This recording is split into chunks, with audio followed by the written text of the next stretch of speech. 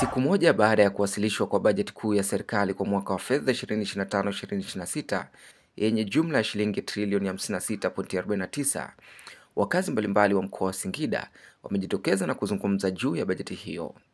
Kwa majina naitwa Betha Sebastian Logan, ni mkazi wa Singida mjini. Nimefurahishwa na bajeti iliyopangwa na serikali iliyowasilishwa jana na Waziri Mheshimiwa Mwigulu Nchemba. Tunaona mabadiliko makubwa katika bajeti hiyo yatatokea katika nchi yetu ya Tanzania. Eneo lililonivutia katika bajeti mwaka huu, tutatumia pesa zetu sisi wenyewe katika uchaguzi wa mwaka huu, tofauti na hapo mwanzo. Kupitia bajeti hiyo tunaiona Tanzania mabadiliko kiuchumi itakuwa kulingana na bajeti iliyowasilishwa hapo jana.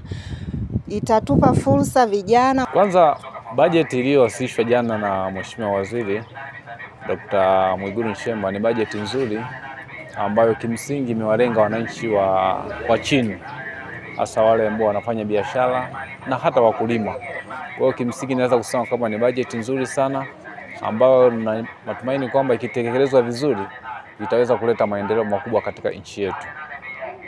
Kipengele kipi ambacho kimekuvutia katika bajeti hii? Kipengele ambacho hasa kimenivutia, kama mnaofahamu katika nchi yetu kuna changamoto sana ya ajira. Na ajira imekuwa ni changamoto sana hasa kwa sisi vijana.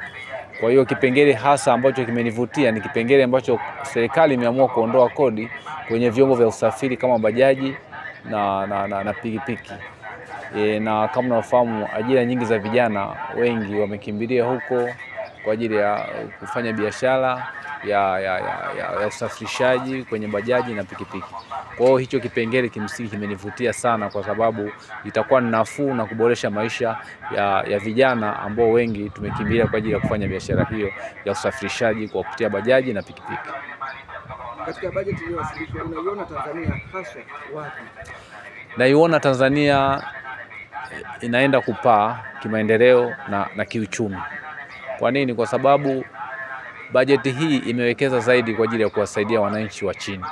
Kwa hiyo ukiona bajeti yote ambayo imelenga sasa wananchi wa chini, maana yake sasa ni kwamba uchumi wa nchi, maendeleo yanaenda kupatikana kwa haraka. Kwa hiyo naiona Tanzania sasa inaenda kupaa zaidi kiuchumi na kipato cha mwananchi kati ya mwananchi na mwananchi kitaongezeka maradufu. Katika bajeti hii pamoja na mambo mazuri sana ambayo yamewasilishwa na Waziri Dr. Mwigulu, lakini kipengele ambacho mimi kama kijana nakiona hakijakaa sawa ni kipengele hasa ambacho kinahusiana na kupunguza kodi kwenye vinywaji vya energy. Wataalamu wa afya wamekuwa wakituelekeza kwamba matumizi ya vinywaji vya energy inaathiri sana katika afya, na hasa vinywaji hivi tumekuwa tunatumia sana sisi vijana. Kwa mimi naona kipengele hiki kidogo ni bora hata wangeongeza kodi iwe kubwa kwenye hivi vinywaji vya energy ili angalau kupunguza vijana wasiwe wananunua sana hizo kwa sababu vinapoteza sana nguvu kazi ya vijana. Naitwa Eliki Joshua, mkazi wa Singida.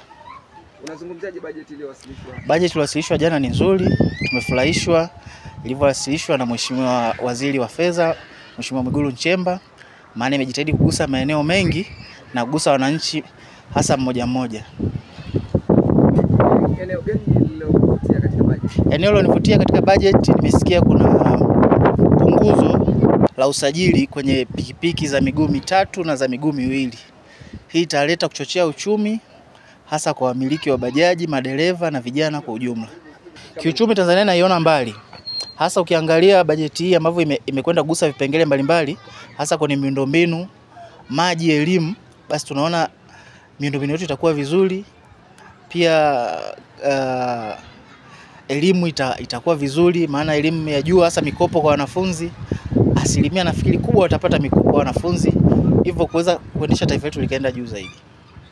Kwanza bajeti yetu tumeiona Mheshimiwa Waziri pala alizungumza ni zaidi ya trilioni 50, lakini alichanganua upande wa matumizi lakini pia na upande wa shughuli za kimaendeleo. Mimi binafsi katika upande wa hii bajeti nataka nijikite upande wa idara ya elimu, kwa maana ya kwamba mimi ni mwenyekiti wa idara ya vyuo vikuu. Kwanza tukiangalia bajeti ile wame-expand Sasa hivi wanachuo wanaenda kunufaika zaidi ya wanachuo 200,000 ambapo serikali imetenga zaidi ya bilioni 700 kwa ajili ya wanufaika hao. Lakini pia ukiangalia hawa sio tu wanufaika wa elimu ya chuo kikuu, mpaka kuna watu wa diploma wanapewa mikopo. Jambo hili analolifanya Mheshimiwa Rais halijawahi kutokea tangu tupate uhuru. Lakini ukiachilia mbali kitu ambacho kingine ambacho kimenifurahisha kwenye hii bajeti, nimeona waziri alizungumza kwamba sasa hivi wamepanga fedha kwa ajili ya uchaguzi mkuu. Sasa fedha hizi zilizotengwa zimetengwa kwa mapato ya ndani. Hatujapewa fedha kutoka kwa wahisani.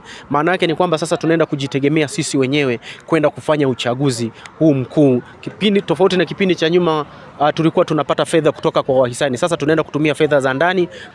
Tanzania naiona mbali kiuchumi. Kwa mfano tukizungumzia upande wa sekta ya kilimo, ufugaji. Kwa mfano kwenye kilimo saizi tuna Big Result Now. Sasa hii Big Result Now imekuja kutusaidia kwenye kwamba wanachukua vijana, wakimaliza kuwachukua vijana wanaenda train, wakiwa train wanawapa na mitaji wanaenda kujiendeleza. Lakini hiyo kama haitoshi, tukiangalia huku upande wa VETA hapa zaidi ya vijana 400 wamepata fedha, wamepata elimu huku. Tunaposema mtu anapokwenda kusoma VETA anaenda kusomea ujuzi moja kwa moja. Akitoka pala ana ujuzi anaweza kujiajiri. Duniani kote hakuna serikali ambapo iliweza kuajiri watu wote. Lakini mtu akipata elimu ya VETA kula anaweza akajiajiri yeye mwenyewe ili kupunguza ukali wa maisha.